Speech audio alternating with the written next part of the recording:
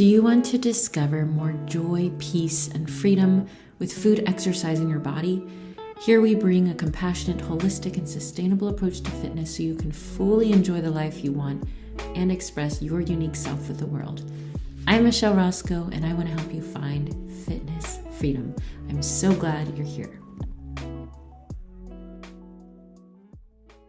All right, today we ask the question, do you really always have to love your body? Do you really always have to love your body? So we're going to do a little trip here around our connection, our relationship to our body in society and as individuals. So stick around till the end because I will share some things that can help you cultivate a more positive and bright and helpful relationship with your body. And to be clear, I want to be clear that this is not my area of expertise. There are people out there who are far more credentialed and knowledgeable on this.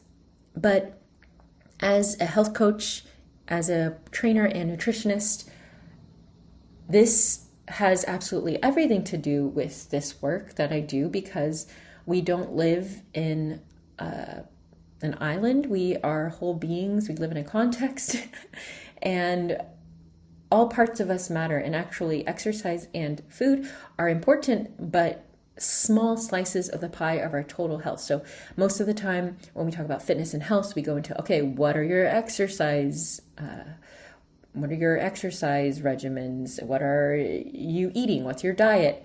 And I think that's one of the worst places you can go to first, which is why in my program we start with something different and I have a different approach to it. You can check that out in the 4-H method. But all that aside, I want to give my take on it and hopefully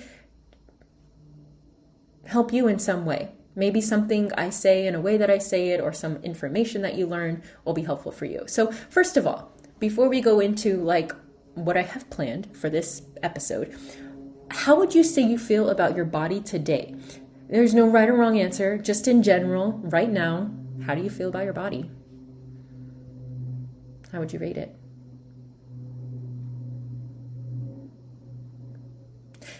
Our bodies are interesting because they're such an external part of us. They're what people see about us first. They're really largely determined. Our lives are largely determined by the kind of body that we're born in that we don't necessarily decide. So our gender, our assigned sex at birth, our size, our race, all of this, we're born into a body. And some of it we can choose, we can make choices around our bodies, but some of it we can't.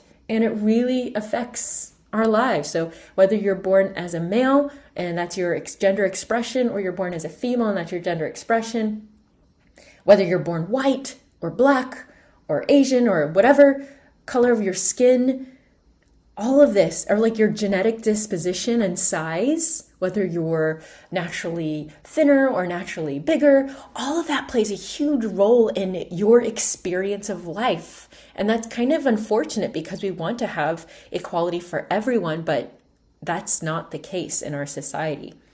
And at the core, if we go a little bit deeper than just the social part, our bodies themselves are incredible organisms. We have trillions of cells, 100 times more than the stars in the Milky Way galaxy. That's how many cells we have in our bodies.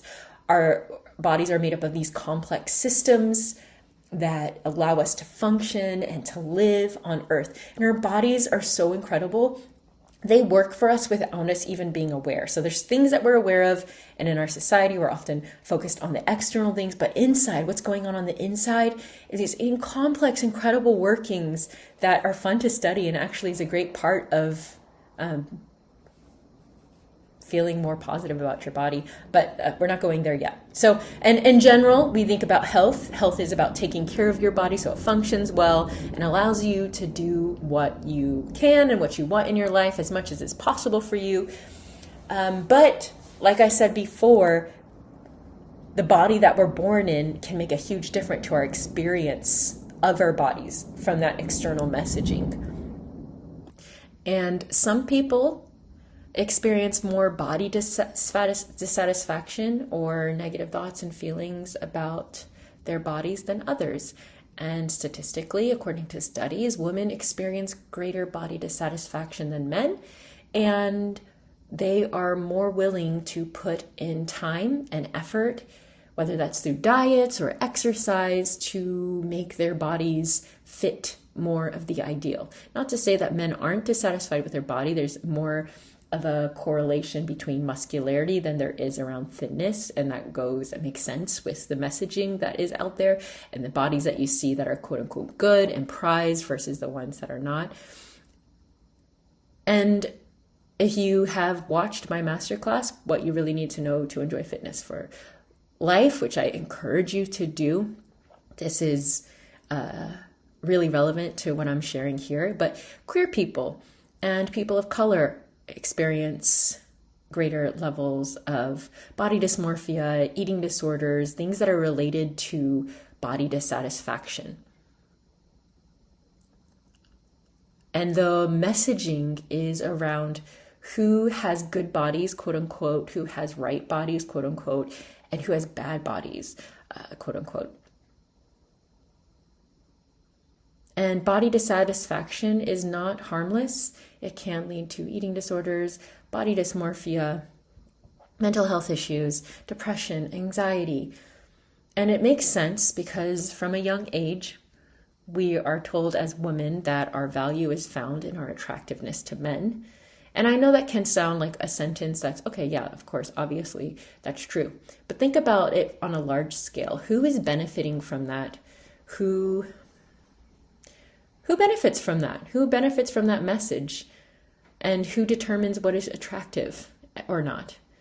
And why do we believe that? Who are we giving our power away to when we believe those messages?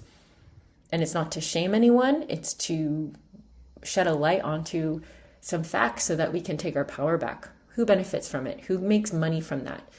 Who has power and control because of who gets to say what is attractive? So maybe I'm pointing to this idea that, or this fact that a lot of our aggressive search for changing our body type or losing weight or looking a certain way is a pursuit of acceptance from a system that is bent on controlling us and not helping us, but rather harming us. And so that can be, you could see it as an innocent, oh, just don't diet thing, or you can see it as it might be seen as a scary, dangerous system that causes lots of harm and hurts our health, as you can see from the correlation between social media usage and body comparison to eating disorders, which are life-threatening mental illnesses, to just keeping people literally small, trying to keep people literally small, especially women. So there's some things to think about there with body dissatisfaction and who gets to profit from it. And there was a movement in the late 60s, the fat rights movement, where the body positivity movement was born, where people started to advocate for fat people's rights. They were fed up with just skinny people and being treated well. And the studies show this, that doctors will have more stigma against larger patients, and the solution is often just lose weight when that's not, when there's, the diagnosis has nothing to do with weight, and people have stories of going through life-threatening diseases where their doctor is just telling them, you just got to lose weight, you just got to lose weight, and they go untreated because it's the Band-Aid solution for everything, just lose weight, and their real problems were never addressed.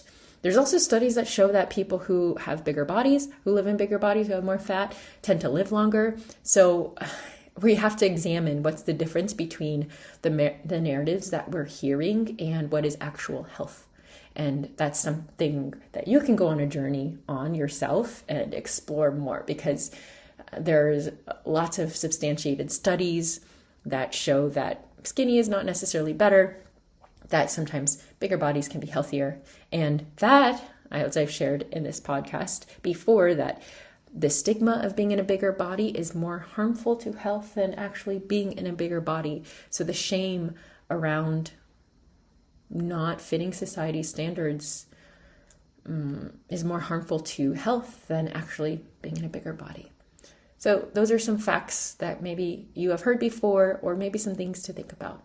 So body positivity started with the fat rights movement. It was for inclusion and appreciation of all body types, kind of like, every body is beautiful, appreciate all your bodies. Your body's amazing. Look at your beautiful body.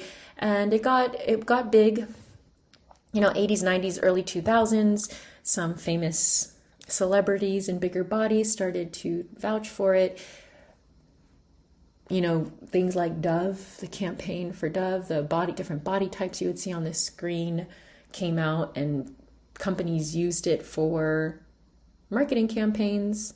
Even diets used it, like, feel good about your body, feel better if you lose weight, And the criticism around this is that it's too external focused, so it's still too focused on what your body looks like. And also that it was kind of taken by white people and ignored, in the end, people who had started the movement, namely queer people, Black people, and it was taken over by industries. Not to be too cynical, but go figure, with the white people taking things and claiming it as their own and using it for their profit. There is also a criticism that it's over individualistic without addressing the bigger societal systems at play, the bigger, like I was mentioning before, like, why do we feel this way? Where does this come from? Who's profiting from it? What is the underlying power dynamic in all of this? And it's not just an individual's responsibility to change. It's a system that needs to change, right? It does start with individuals, and we as individuals have agency, not to deny that, but it goes beyond us. And to just put it on the individual is oversimplifying and harmful, because it feels like if you can't get it, then it's your fault, rather than recognizing bigger dynamics at play. Something that kind of makes me think of this is, was it Kendrick Lamar's song Humble?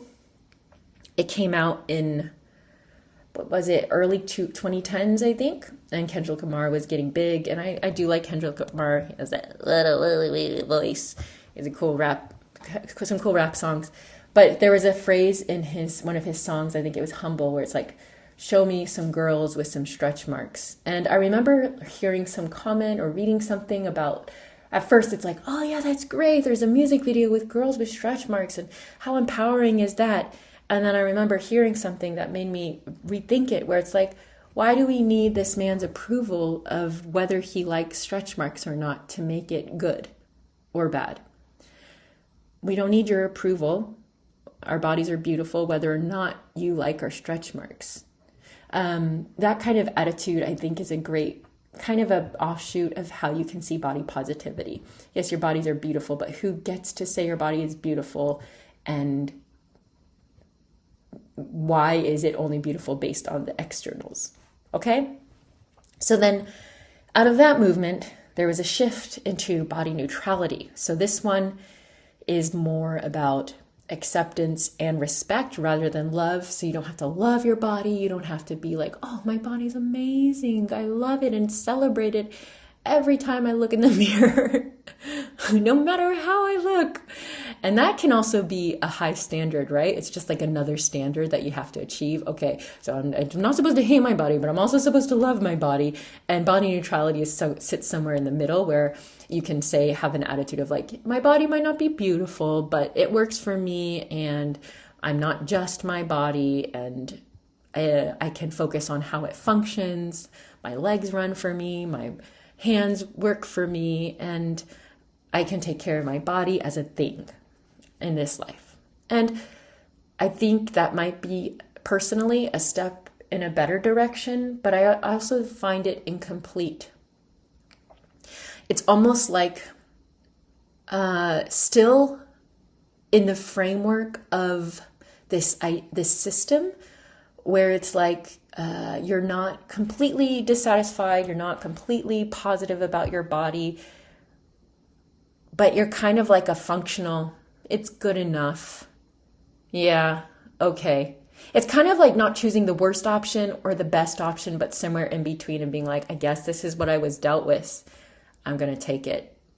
So you're not choosing like the gross Burger King coffee, and you're not choosing like the premium roasted right in front of you coffee. You're choosing like the middle ground Starbucks coffee, which maybe is better than the shitty Burger King coffee.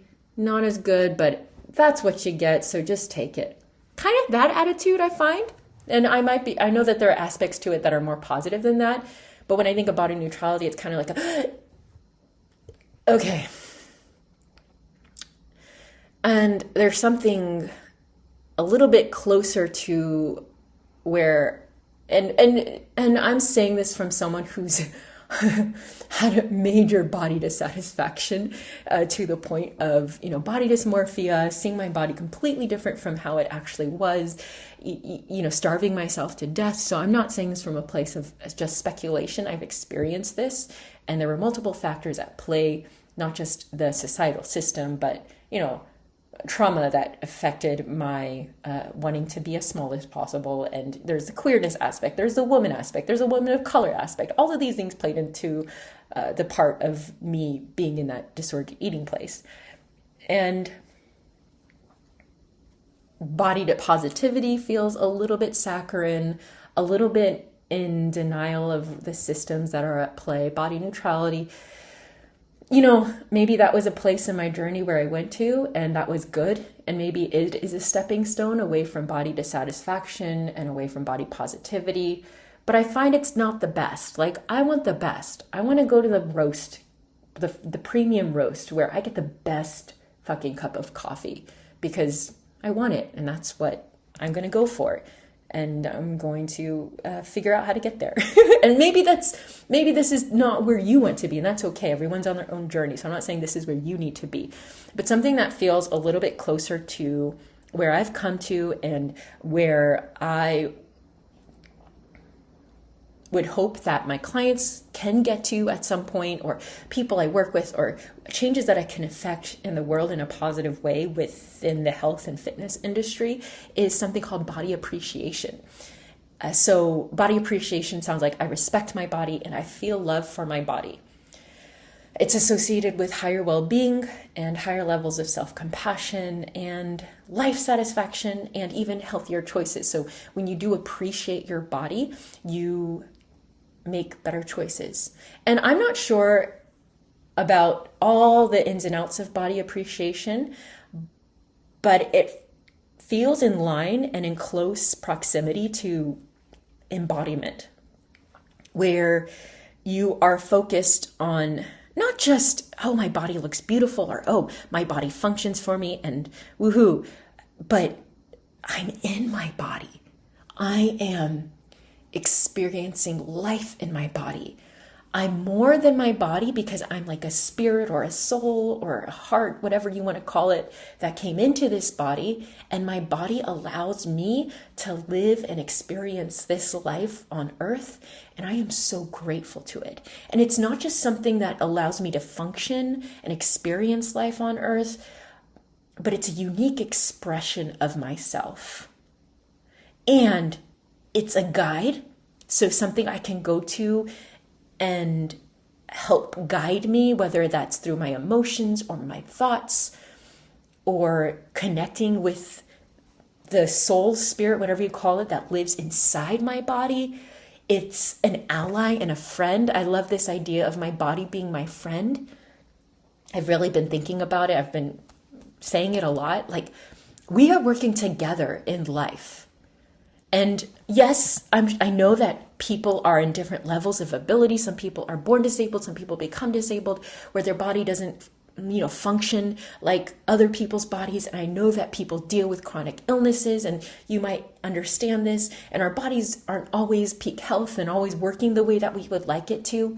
But within our body's ability. We're learning lessons. We're navigating life together.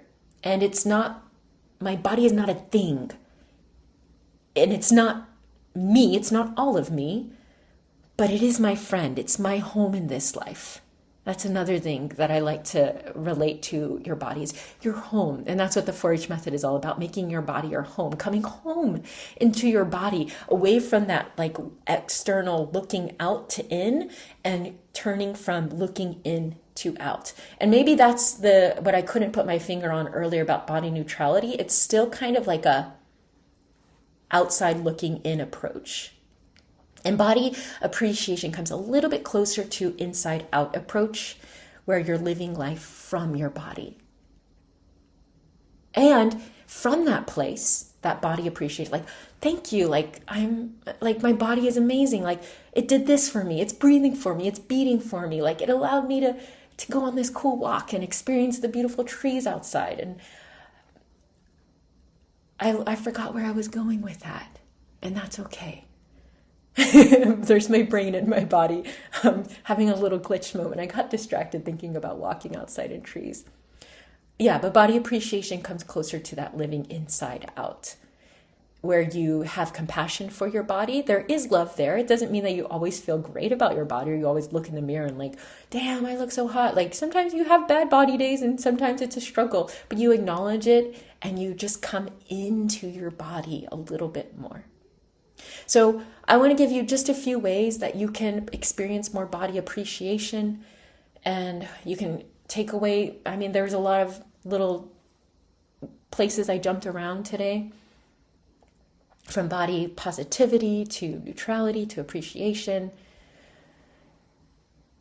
And I acknowledge also that depending on what body you're in, like I said in the beginning, whether you're the color of your skin, the size of your body, the gender expression you have, even your sexual orientation and how you present, all of these things can make a big difference to how you experience life and how others perceive you, and thus your experiences in life. Yeah, so I acknowledge that.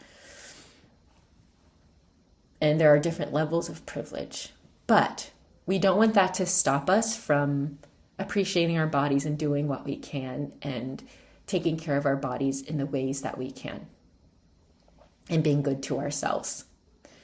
So here are some ways to experience more body appreciation.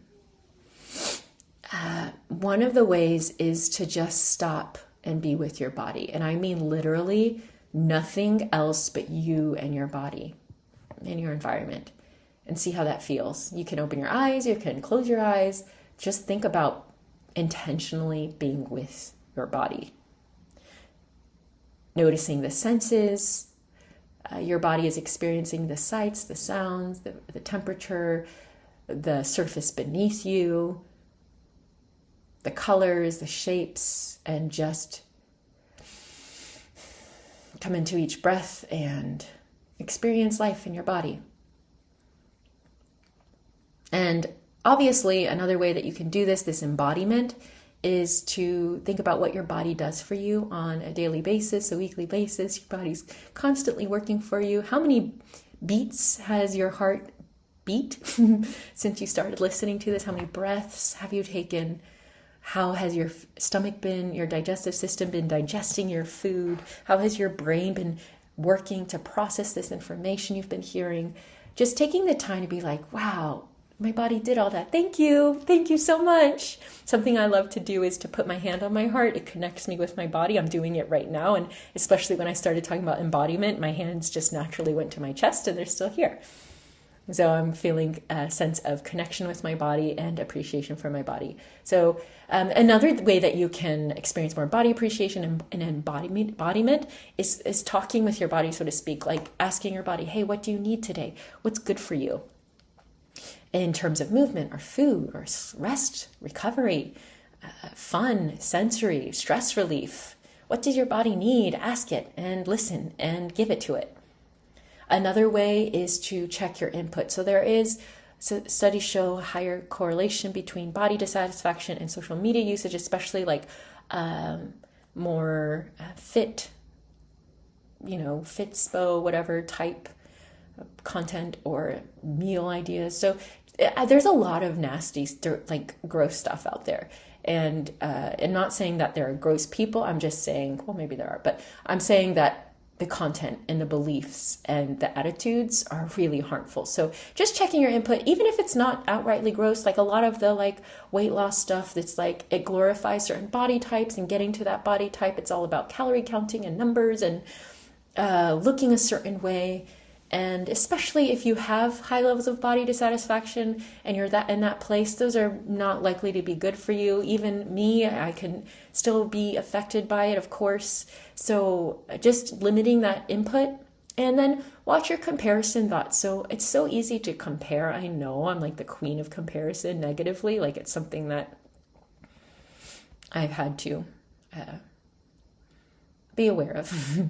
But watch your comparison thoughts around your bodies, like, oh, she looks like this, or she might wear this size, or she probably weighs this, or she weighs this much, or I should be able to do this. She can do this with her body. Why can't I?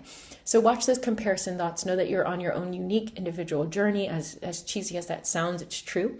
And no one is you. No one has had the exact experiences. No one lives in the same exact body. Trust your body. It's yours. You're responsible for it, and it's yours. And another way that you can promote more embodiment and appreciation is do things in your body that you enjoy, that feel good for you, like listening to yourself, going on a nice walk, whatever that is for you, taking a nice bath, being in your body and enjoying the sensations of being in your body and allowing it to feel good and allowing it to be that way. And another thing is put yourself in places where bodies are respected, they are not judged, and there's encouragement to be healthy. And by that, I don't mean to look a certain way, but to take care of your body and to be good to your body in your brain and in your physical choices. And that's something that we have in the 4-H method. It's a safe place. There's no judgment. And we encourage each other in ways that you can't find in other places in your life, likely, is because it is centered around our fitness and our health. And there's a very non-judgmental approach, and it's supportive and encouraging. And I love it. And if you would like to join, go to the link in my show notes. And if it feels right for you, do it. Don't hesitate. And then the last thing is take care of it how you can. Don't expect yourself to be perfect and to meal prep 3 meals out of the day and have the perfect workout regimen and have the perfect body, but rather focus on taking care of it. And do like Maya Angelou says, know better, do better. Know better, do better. And finishing up this episode, returning to the question that we started with, do you really always have to love your body? Is that true, having heard what you've heard today? What is your answer? I'd love to hear it. You can message me on Instagram or send me an email. The links are in the show notes. I hope you have a beautiful day in your wonderful body.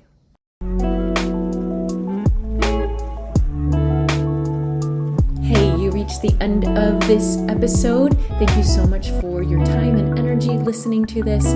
I appreciate it so much. If you would be so kind and generous as to leave a positive review for this podcast, it would mean so much to the growth of this so that more people can benefit from it. And even more, it would mean even more if you shared this personally with someone who you think would be able to benefit from this, who would appreciate and enjoy it. Please do that. Always feel free to reach out to me with questions or comments, michelle@mlroscoe.com, or you can find me on Instagram at Michelle Lynn Roscoe. Always happy to hear from you. And if you're ready to commit to take action to making your healthiest life from a place of already enough, join the 4-H method. Make your body your home, your health, your hero journey. The link is in the show notes. Like you, love you, Coach Michelle.